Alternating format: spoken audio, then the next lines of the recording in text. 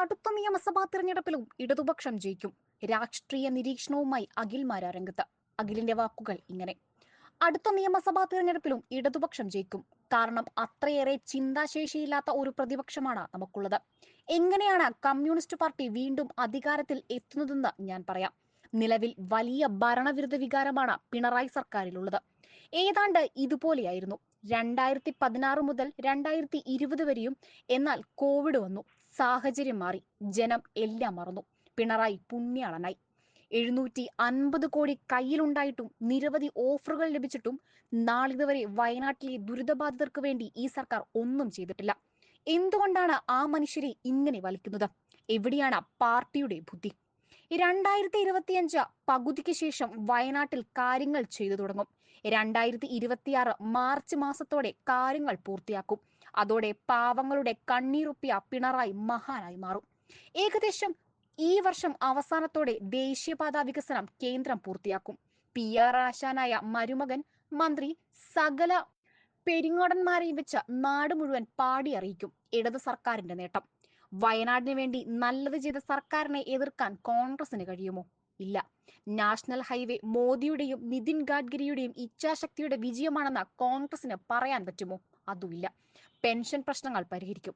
അതിനേക്കാൾ ഉപരി ഓരോ മണ്ഡലങ്ങളിലും CPM മികച്ച സ്ഥാനാർത്ഥികളെ നിർത്തുമ്പോൾ അപ്പുറത്ത് അധികാരക്കൊതിമൂത്ത കടൽക്കിഴവന്മാർ സീറ്റിന് വേണ്ടി പരസ്പരം കുത്തിക്കീറും.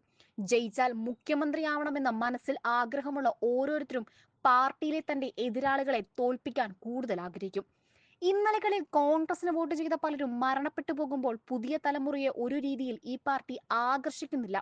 ആർക്കാണെങ്കിലും രാഷ്ട്രീയം തീരെ താല്പര്യവുമില്ല. അവർക്ക് ഇഷ്ടമുള്ള വിശ്വാസമുള്ള നേതാക്കന്മാർ ഷാഫി, രാഹുൽ, മാത്യു കുഴൽനാടൻ ഒഴിച്ച് ആരുമില്ല എന്ന അവസ്ഥയിലായി പ്രതിപക്ഷ നിര.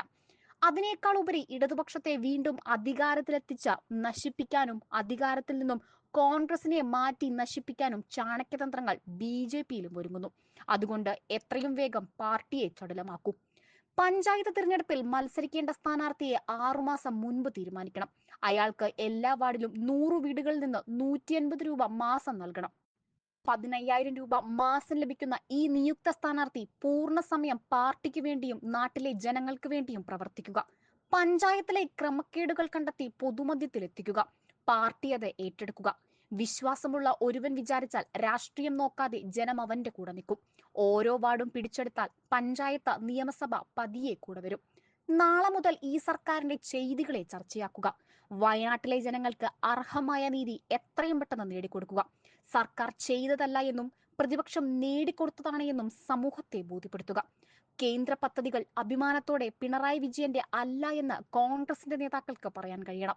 ജയസാധ്യത മാത്രമായിരിക്കണം സ്ഥാനാർത്ഥി നിർണയത്തിന്റെ അടിസ്ഥാനം. സ്വീകരിക്കാം, തള്ളിക്കളയാം.